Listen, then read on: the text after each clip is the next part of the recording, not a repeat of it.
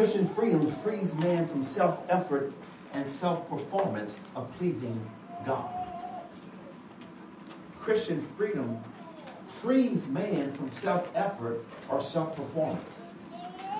As I stated already, there's nothing that we can do by works, by the law, that will allow us, or that will keep us, really, that will keep us in a justifiable state in the sight of God, or keep us righteous in the sight of God.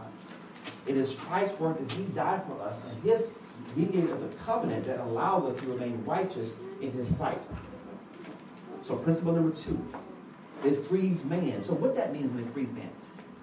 That means, family, if you at times struggle with your own devices or your own plan to be pleasing in God's sight, you're going to fail. God asks us one thing, that we have faith in him. Now that faith produces works. Works does not produce his faith. Works does not produce his righteousness.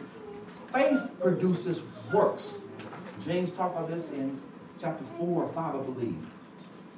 Faith without works is dead. You have to see. If you don't have no works, then you don't have no faith. See, when you have faith in God, when you have faith in Christ, then out of that you produce your works. 5. Principle 4. Thank you, Ms. Keaton. You always call Ms. Keaton. Christian freedom is lived out by and through God's grace.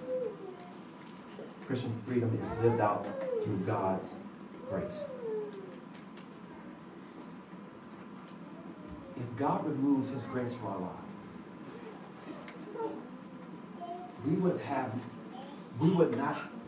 would not be free anymore. We would go back to works of the law, trying to please God. See, we have to understand, and I'll get to this more hopefully in this series, we have to understand something about this grace that God gives us.